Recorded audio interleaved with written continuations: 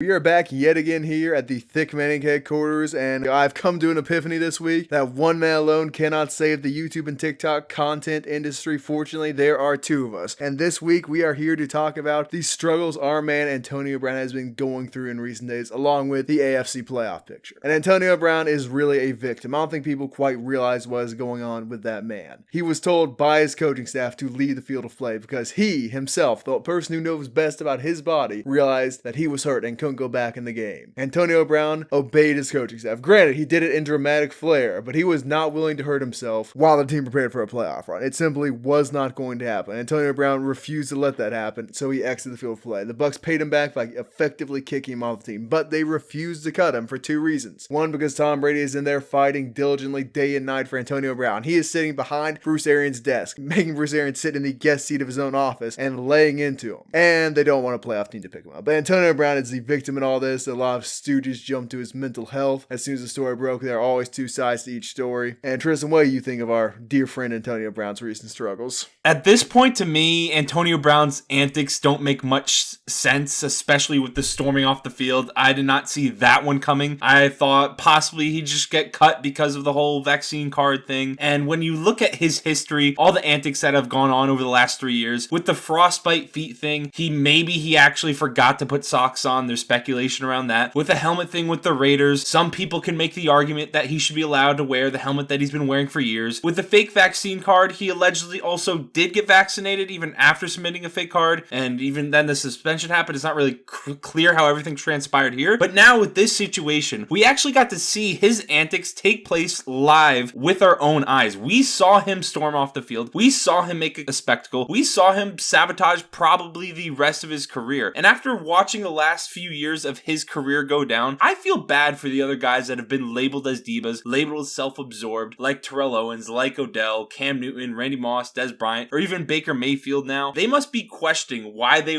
ever received that label, and this label should solely belong to Antonio Brown at this point. With the laundry list of things that he has done, it is quite mesmerizing, and maybe that's the right word. I will agree with you on one thing. I won't be surprised if Tom Brady brings Antonio Brown back for the playoffs, because as we're recording this, he has not cleared waivers, and Tom Brady wants to win another Super Bowl, and I don't know if he can get that done with just Mike Evans and Rob Gronkowski, and we'll see if Leonard Fournette's able to come back healthy. So that's my take on it. Playoff Lenny will be back, but look, you are saying Antonio Brown is a stooge for the stuff he did in getting out of Las Vegas. Everybody wants to get out of Las Vegas now. Antonio Brown was ahead of the game. You know how dysfunctional that organization was and decided he was going to cause trouble immediately. He forced his way out of Las Vegas, and I don't blame him. Every player should force their way out of Las Vegas, what's going on there. But I feel like AB's getting a bad label. If he was indeed told by the coaches to leave the field of play if he wasn't going to go in, he did leave the field of play. He did a bit more dramatically than they were probably expecting him to, but that's Antonio Brown. What do you expect? At the end of the day, he's high in talent, and some team will sign him eventually. He's not been released yet. The Buccaneers might not release him at all for a variety of reasons I've already mentioned, but next season he will be on an NFL team. I don't think there's any team that is going to sign him after everything that's happened. I mean, when he left the... Tristan, Ray Lewis was gainfully employed after killing somebody. If you're good enough, you can be on an NFL team, regardless of how bad your track record is. It seems like more NFL players respected Ray Lewis than those that respect Antonio Brown. They respect his game, but with everything that he's done off the field, I don't know if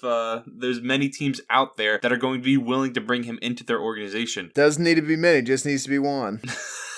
That is true. I don't see it happening unless it's with Tom Brady. Tom Brady goes back to the Patriots, brings Antonio Brown along the way with him, gets Mac Jones traded. A lot of real possibilities out there. The AFC could be very wild very soon, but it's actually already very wild right now. The Bengals absolutely smoked the Kansas City Chiefs defense. They humiliated that side of the ball, and they made it look easy. Jamar Chase might be the best wide receiver we have seen in a long while. He's putting up these numbers this quickly into his NFL career with Joe Burrow, who is going to be the franchise quarterback, who is basically Baker Mayfield, a scrappy guy who transferred as a walk-on and became the first overall pick. Except Burrow can actually sling that thing. Baker, half his body doesn't work right now. We don't know what's up with him. And the Bengals have set themselves up to be a real threat in the playoffs. But here's the issue. The Bengals defense is what we call lacking. Their secondary, lacking. Their defensive line at points, lacking. Their linebackers, most people can't name them. They're not exactly strong on that side of the ball. So I think we need to pump the brakes a little bit on the Cincinnati hype. I personally do not consider any sports team, whether that be collegiate or professional, a legit contender if they are from Cincinnati. The Bengals, joke. Reds, joke. Bearcats, joke. Their hockey team, joke. Their chili, joke. That entire city has failed to produce anything meaningful. So I need to see it before I believe it. I have no optimism in the Bengals, and frankly, I could see this playoff game going a similar manner as their last one. The act of beating the Chiefs is impressive. I think it establishes them as, quote, a real team, whatever that means to you, but it does not mean they are anything close to favorites in the AFC. I don't even think it means that they're better than the Chiefs. I don't think if they play each other again in the playoffs that the Bengals are going to beat them. It took Jamar Chase having the 6th most receiving yards in a single game in the last decade to win a game by just 3 points. It took an all-time performance. It is not a win you can rely on repeating in the playoffs again. Jamar Chase probably isn't going to have 266 yards or whatever it was come playoff time. The Chiefs were winning the entire game until there was 11:44 left in the fourth. The Chiefs controlled the vast majority of the game and had 2 drives that unfortunately stalled. If the Chiefs play the Bengals again, they're not going to just let Jamar Chase go for over 200 yards. They're not going to let Joe Burrow dominate in the same way. And I trust the Chiefs defense a hell of a lot more than I trust the Bengals defense. They're going to make the Bengals beat them if they have to play them in the playoffs. But where this does hurt the Chiefs, and I think this was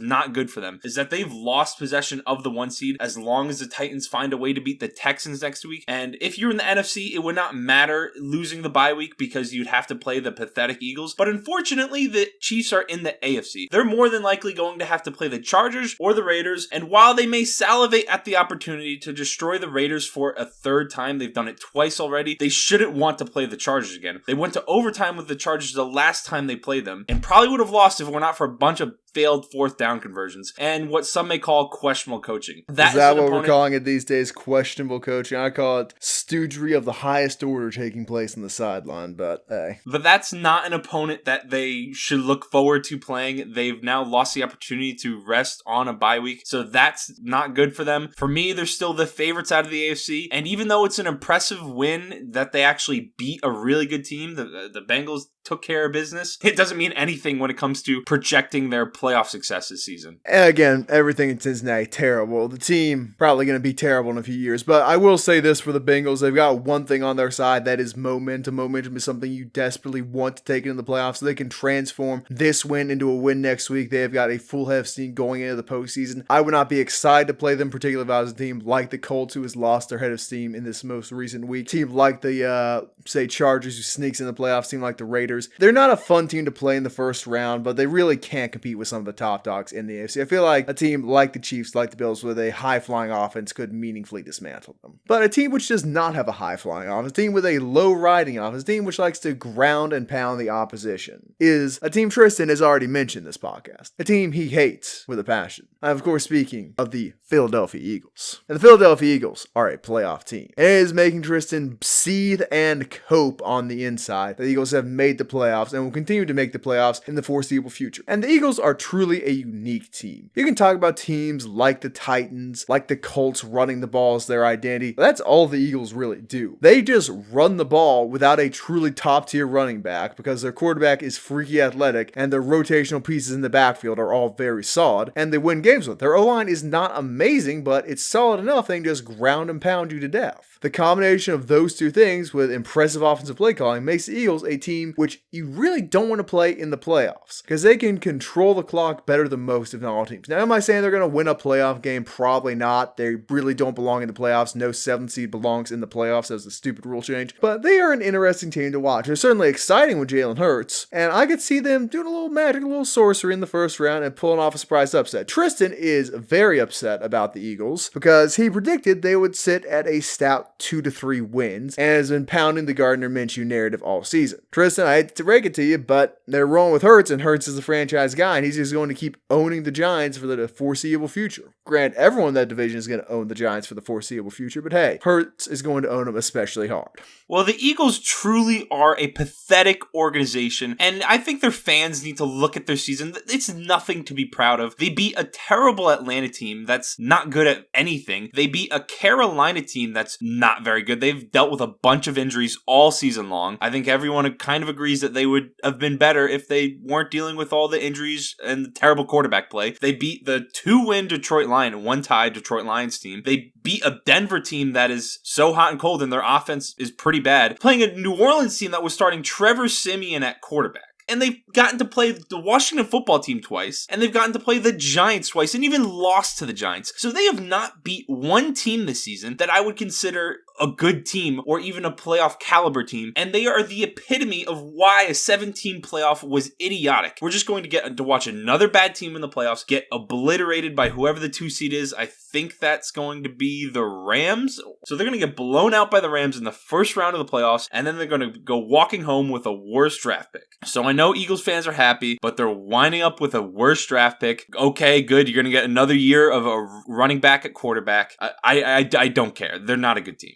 You are actually hurt. How does it feel knowing the Eagles played a better schedule than Giants, a team you thoroughly dumped on, spoke all sorts of ill things about this organization, and they are still in a much better position in the long run than the New York Football Giants? That must be painful to you. A team you think is the worst run or terribly run with poor coaching is going to be better for the next 5 years than the New York Football Giants, one of the teams in the biggest markets of the world, certainly one of the biggest football markets, and they aren't even the second best team in their own state. Buffalo owns New York. They are back to the Jersey Giants. It doesn't really hurt me just because I've come to terms.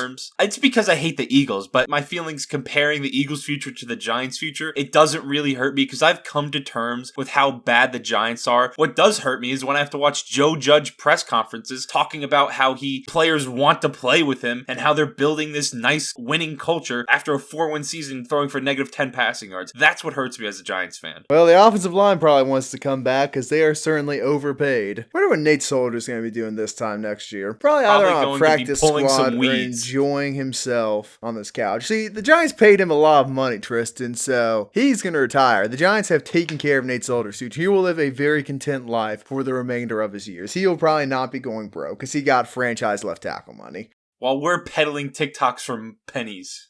Dollars, Tristan, dollars. Now, there are teams that mathematically still have a playoff chance in the AFC. The AFC is not quite locked up. The Chargers, Raiders, Colts, and even the Ravens and Steelers mathematically have a chance to make the playoffs. The Chargers and Raiders game this coming weekend is a win and get in. Whoever wins that game is in the playoffs. The Colts play the Jaguars. As long as they win that game, they're in the playoffs. And the Ravens play the Steelers. Whoever wins that game, if the Colts lose, they're in the playoffs. And let's just assume, for the sake of this brief discussion, that the Colts win their game and the Ravens and Steelers are immediately eliminated. The team I think could do the most damage out of all these, teams that are looking to lock up their playoff spot this weekend is the Colts. They have the best running game in the NFL since Derrick Henry's injured. He may come back this weekend, so they may be the second best running game in the NFL, but no one wants to tackle Jonathan Taylor 30 times a game in the playoffs. I'd love to do that.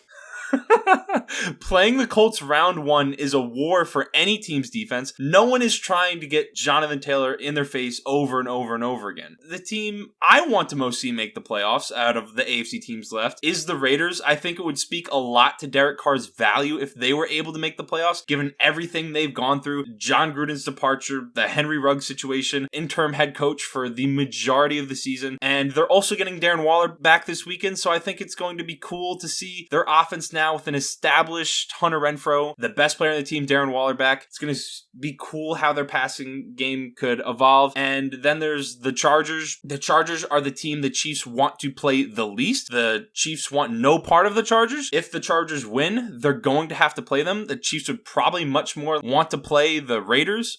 We've seen those games go down. So I want to see the Raiders beat the Chargers. I don't really care if the Colts make the playoffs or not, but I think they pose the greatest threat out of the teams that have not locked up a playoff spot yet. Tristan, yeah, again, you are being a dubious hater. You are simply pretending the Steelers are eliminated from the playoffs. Now, there are some gods in the sports world. There's no denying that. Things just seem to break perfectly too many times. But Big Ben's last ride ain't going out in Week 18. It's going out in the playoffs. Ben Roethlisberger and the Steelers are going to be a playoff team. Now, I know it seems unlikely the Colts lose to the Jaguars, but let me tell you something. Trevor Lawrence is going to go out there and have a statement game for the ages. He is going to salt the earth in Jacksonville and remind everyone why he was considered the best quarterback prospect since Andrew Luck. You are just brushing over that game like it's an inevitability. The Jaguars are going to win that game, and Big Ben, the greatest respecter of women in the city of Pittsburgh, is going to slide into the playoffs. And after that, that, I don't know what happens because their offense, frankly, putrid at times. Truly unspecial in most ways, but that defense is pretty nasty. TJ Watt going after that sack record. It shouldn't count because 17 games this season. That's pretty dumb. Records should be considered records regardless, but hey. Well, he's missed 2 games. I do not care, but hey.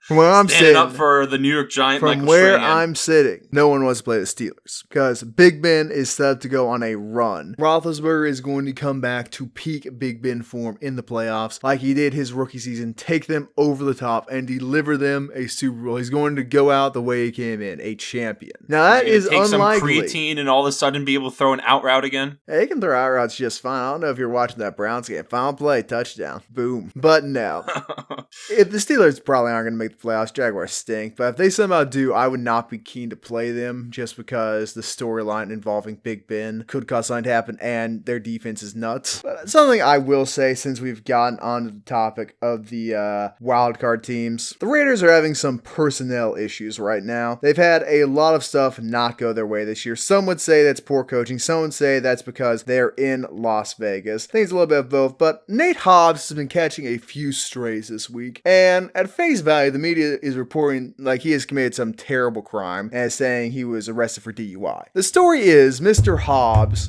went out, realized he had had too much to drink while still in the parking lot of where he put his car, pulled the car over and went to sleep. So he made a bad decision, but he realized he was making a bad decision, stopped in the parking lot and went to sleep. And because he was behind the wheel sleeping instead of in the passenger seat, he got charged with a misdemeanor DUI. There's a reason he is not going to be in jail and will be able to play the remainder of the Raiders season. Like, let's not bury this dude just because his teammates are absolute idiots. He rectified the wrong he made, and I'm tired of the blame stream media just taking pot shots because, hey, it goes with the narrative that the Raiders are dysfunctional. The Raiders are dysfunctional, but saying Nate Hobbs is some sort of villain in this whole thing is comedic to me. You got no thoughts on that, do you? I'm not going to jump in that. Hey, that's your decision to make. I just know Nate Hobbs should not be regarded in the same breath as an idiot like Henry Ruggs, who got hammered and decided to go 180 miles an hour. But hey. Falling asleep is a lot different than killing somebody. Well, he pulled over then fell asleep. Pretty sure if he fell asleep at the wheel, the car would have hit something. On that pleasant note, Thickman Inc. would like to wish you a happy new year. Remind you, dear viewers, that you can get the best sports content, probably on a lot of other channels. We can get decent stuff on ours. Compared to guys like the Stay Out podcast, we're better than those fucking clowns. Anywho, be sure to hammer that subscribe button, hit the follow button if you're seeing this on TikTok, like, share, and hey, we will be launching merchandise once we hit 50,000 followers on TikTok. So we will? We will. Surprise. Goodbye. There we go. And see you later.